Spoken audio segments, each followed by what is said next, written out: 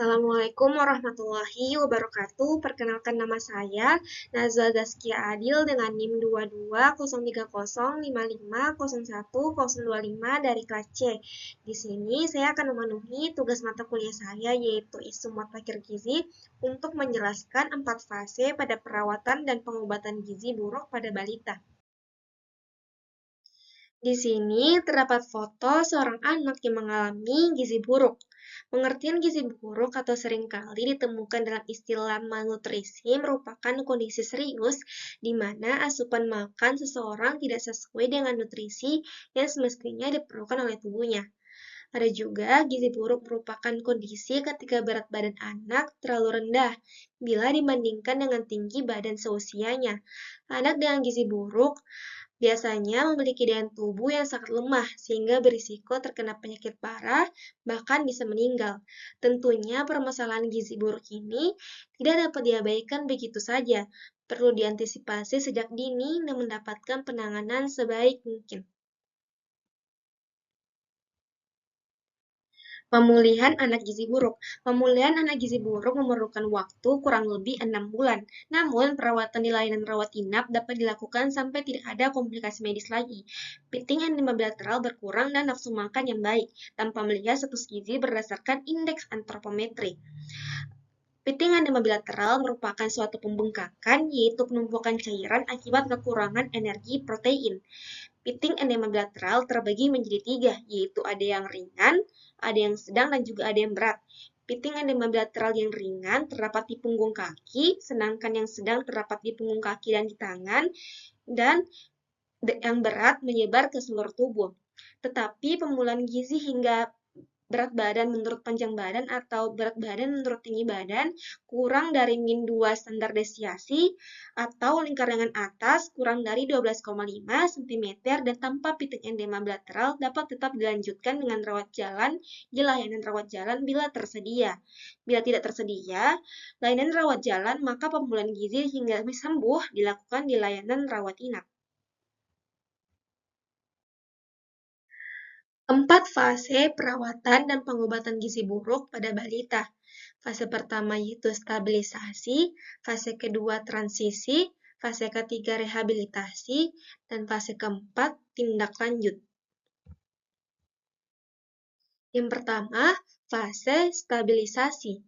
Fase stabilisasi merupakan fase awal perawatan yang umumnya berlangsung selama 1-2 hari, tetapi dapat berlanjut sampai 1 minggu sesuai kondisi klinis anak.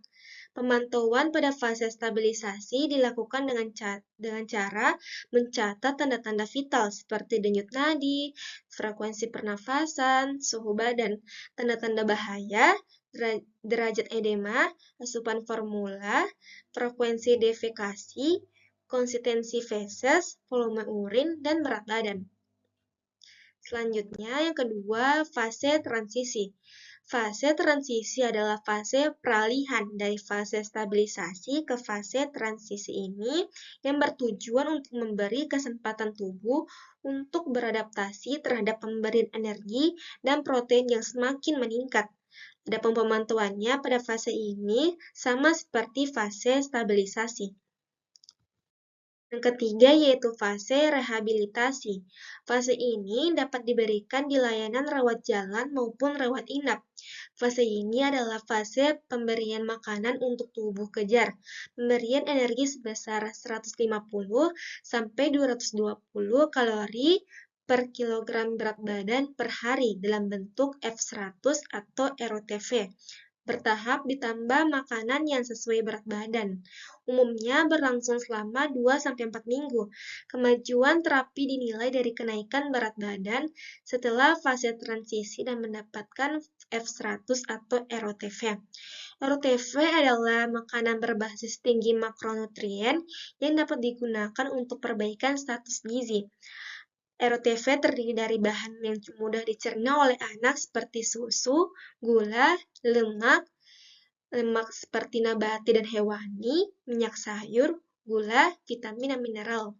Adapun pemantauannya pada fase ini dilakukan dengan mencatat asupan formula dan kenaikan berat badan dan pemeriksaan klinis. Yang terakhir yaitu keempat, fase tindak lanjut. Pada fase ini merupakan lanjutan pemberian makanan untuk tumbuh kejar dengan pemberian makanan keluarga dan pemberian makanan tambahan pemulihan atau PMTP. Selanjutnya, saya akan menjelaskan tentang 10 langkah tata laksana gizi buruk pada balita di layanan rawat jalan. Yang pertama ada mencegah dan mengatasi hipoglikemia, yang kedua mencegah dan mengatasi hipotermia, yang ketiga mencegah dan mengatasi dehidrasi, yang keempat memperbaiki gangguan keseimbangan elektrolit, yang kelima mengobati infeksi, yang keenam memperbaiki kekurangan zat gizi mikro, yang ketujuh memberikan makanan untuk fase stabilisasi dan transisi, yang kedelapan memberikan makanan untuk tumbuh kejar, yang kesembilan memberikan stimulasi untuk tumbuh kembang, dan ke-10 mempersiapkan untuk tindak lanjut di rumah. Langkah pertama yaitu mencegah dan mengatasi hipoglikemia. Semua balita gizi buruk berisiko mengalami hipoglikemia, yaitu kadar gula darah kurang 3 mol atau kurang 54 mg per dl. Jika fasilitas setempat tidak memungkinkan untuk memeriksa kadar gula darah, maka semua anak gizi buruk dianggap menderita hipoglikemia dan segera ditangani dengan memberikan 50 ml larutan glukosa 10%, yaitu 1 sendok teh mengunjung gula pasir dalam 50 ml air secara oral, yaitu melalui mulut. Langkah kedua yaitu mencegah dan mengatasi hipotermia. Hipotermia atau suhu aksilar kurang dari 36 derajat Celcius sering ditemukan pada balita gizi buruk, dan jika ditemukan bersama hipoglikemia menandakan adanya infeksi berat. Cadangan energi anak gizi buruk sangat terbatas sehingga tidak mampu memproduksi panas untuk mempertahankan suhu tubuhnya. Cara mencegah dan mengatasi hipotermia dengan menghangatkan tubuh balita dengan menutup seluruh tubuh, termasuk kepala, dengan pakaian dan selimut. Langkah ketiga yaitu mencegah dan mengatasi dehidrasi. Diagnosis dan derajat dehidrasi pada balita gizi buruk sulit ditegakkan secara akurat dengan tanda atau gejala klinis saja. Semua balita gizi buruk dengan diare atau penurunan jumlah urin dianggap mengalami dehidrasi. Pada dehidrasi ringan atau sedang, tetap upayakan memberikan terapi dehidrasi oral. Apabila tidak mungkin secara oral, cairan diberikan melalui pipa nasogastrik sampai anak bisa minum. Gunakan larutan oralis standar yang telah dimodifikasi dengan mengurangi natrium dan menambah kalium, yang lebih dikenal dengan rehydration solution for malnutrition.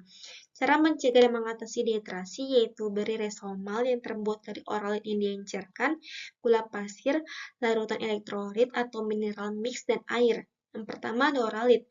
Pemberian oralit pada anak gizi buruk harus diencerkan 2 kali agar kadar natrium menjadi lebih rendah untuk menghindari terjadi retensi air, edema, dan gagal jantung. Yang kedua, gula. Gula diberikan untuk menambah energi dan mencegah hipoglikemia. Yang ketiga yaitu larutan elektrolit atau mineral mix. Diberikan untuk mengatasi gangguan keseimbangan elektrolit dan mineral seperti kalium, magnesium, cuprum, dan zinc. Apabila anak diare, berikan Resoma setiap kali diare. Untuk anak usia kurang 2 tahun diberikan 50-100 ml setiap kali diare. Sedangkan untuk umur lebih dari 2 tahun, 100-200 ml setiap kali buang air besar. Adapun cara membuat cairan Resoma, ada bahannya. Yang pertama oralit WHO, jumlahnya 1 sachet yaitu 200 ml. Bahannya ada gula pasir, jumlahnya 10 gram. Ada larutan mineral mix, jumlahnya 8 ml. Ditambah air sampai menjadi jumlahnya 400 ml. Ada 6,6 gram NaCl, 2,9 gram trisodium sitrat, dehidrat, 1,5 gram KCl, dan 13,5 gram glukosa. Mineral mix juga telah tersedia dalam bentuk sachet. Cara membuat larutan mineral mix atau larutan elektrolit yaitu dengan cara 1 sachet mineral mix ditambah air matang menjadi larutan elektrolit 20 ml.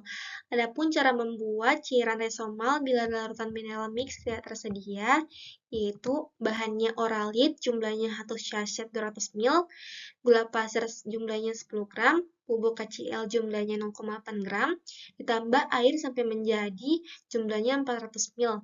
Karena larutan pengganti tidak mengandung magnesium, zinc, dan cuprum, maka dapat diberikan MgSO4 40% IM 1 kali per hari dengan dosis 0,3 ml per kilogram berat badan, maksimum 2 ml per hari. Catatan, balita yang tidak gizi buruk diberikan zinc setiap diare dengan dosis yaitu kurang 6 bulan diberikan 10 mg 1 per 2 tablet per hari, lebih dari 6 bulan diberikan 20 mg yaitu 1 tablet per hari. Pemberian zinc diteruskan sampai 40 hari walaupun diare sudah membaik. Hal ini dimaksudkan untuk mencegah kejadian diare selanjutnya selama 3 bulan ke depannya. Langkah yang keempat yaitu memperbaiki gangguan keseimbangan elektrolit. Pada anak gizi buruk terjadi gangguan keseimbangan cairan, elektrolit, dan mineral. Untuk mengatasi tersebut, diberikan mineral mix yang ditambahkan ke dalam formula WHO, yaitu formula 75 dan formula 100 dan Resomal. Tubuh anak gizi buruk relatif mengandung kadar natrium lebih tinggi dan kalium yang lebih rendah dibandingkan anak yang normal. Karena itu, pemberian cairan tidak boleh mengandung kadar natrium tinggi dan anak harus mendapatkan tambahan kalium. Jangan obati edema dengan diuretikum. Pemberian natrium berlebihan dapat menyebabkan kematian. Adapun tata laksananya, yang pertama, satu, untuk mengatasi gangguan elektrolit diberikan kalium yang sudah terkandung di dalam larutan mineral mix yang ditambahkan ke dalam F75, F100, atau Resomal. Yang kedua, gunakan larutan Resomal untuk rehidrasi. Langkah yang kelima yaitu mengobati infeksi. Balita gizi buruk seringkali menderita berbagai jenis infeksi, namun sering tidak ditemukan tanda atau gejala infeksi atau bakteri, seperti demam. Karena itu, semua balita gizi buruk dianggap menderita infeksi pada saat datang ke fasilitas kesehatan dan segera diberi antibiotik. Hipoglikemia dan hipotermia seringkali merupakan tanda infeksi berat. Adapun tata laksananya, berikan kepada semua balita gizi buruk antibiotika dengan spektrum luas. Bila balita sebelumnya dirawat inap, maka pemberian antibiotika merupakan lanjutan dari pengobatan sebelumnya dirawat inap. Yang kedua yaitu imunisasi campak jika balita berusia lebih dari 6 bulan dan belum pernah diimunisasi atau mendapatkan imunisasi campak sebelum usianya 9 bulan. Imunisasi ditunda bila balita dalam keadaan syok. Imunisasi termasuk imunisasi campak pada balita gizi buruk diberikan sebelum anak pulang dari tempat perawatan atau fase rehabilitasi. Adapun pilihan antibiotika berspektrum luas, yang pertama, beri amoxicillin 15 mg per kilogram berat badan per oral setiap 8 jam selama 5 hari. Untuk bayi dengan berat badan kurang 3 kg, dosis amoxicillin 15 mg per kilogram berat badan per oral setiap 12 jam selama 5 hari. Yang kedua, berikan terapi untuk menjaga infeksi sesuai dengan standar terapi yang berlaku seperti TB dan HIV. Langkah yang keenam yaitu memperbaiki kekurangan zat gizi mikro. Semua anak gizi buruk mengalami defisiensi vitamin dan mineral. Meskipun sering ditemukan aneminya, zat besi tidak boleh diberikan pada fase awal, yaitu fase stabilisasi dan fase transisi. Zat besi baru diberikan setelah anak mempunyai nafsu makan yang baik dan mulai bertambah berat badannya. Biasanya pada minggu kedua, mulai fase rehabilitasi. Zat besi dapat memperberat infeksi bila diberikan terlalu dini. Pemberian zat gizi mikro sama dengan penjelasan sebelumnya. Dan bila balita gizi buruk mendapatkan RUTV dengan komposisi sesuai dengan rekomendasi WHO, maka tidak perlu diberikan suplementasi zat gizi mikro lagi, kecuali ditemukan tanda klinis kekurangan vitamin A pada mata dan atau ada riwayat menderita campak dalam 3 bulan terakhir, maka balita diberi suplementasi vitamin A dosis tinggi yang sesuai umurnya. Langkah yang ketujuh itu memberikan makanan untuk fase stabilisasi dan transisi. Fase stabilisasi itu yang pertama, sedangkan transisi yang kedua. Diberikan untuk anak gizi buruk di layanan rawat inap. Langkah kedelapan yaitu memberikan makanan untuk tumbuh kejar. Pada fase rehabilitasi terjadi replesi atau pemulihan jaringan tubuh sehingga diperlukan energi dan protein yang cukup. Diberikan energi 150-220 kalori per kilogram berat badan per hari, protein 4-6 gram per kilogram berat badan per hari. Terapi gizi yang diberikan dapat berupa F100 atau ROTV yang secara bertahap ditambah makanan padat gizi. Langkah yang kesembilan yaitu memberikan stimulasi untuk tumbuh kembang anak. Pada anak gizi buruk terjadi keterlambatan perkembangan mental dan perilakunya. Keterlibatan keluarga, terutama ibu, merupakan sangat penting dalam memberikan stimulasi untuk tumbuh kembang anak. Oleh karena itu, perlu diberikan petunjuk kepada orang tua dan keluarganya untuk memberikan stimulasi perkembangan anak dengan penuh kasih sayang, sambil bermain, bernyanyi, dan menciptakan suasana yang menyenangkan untuk anak.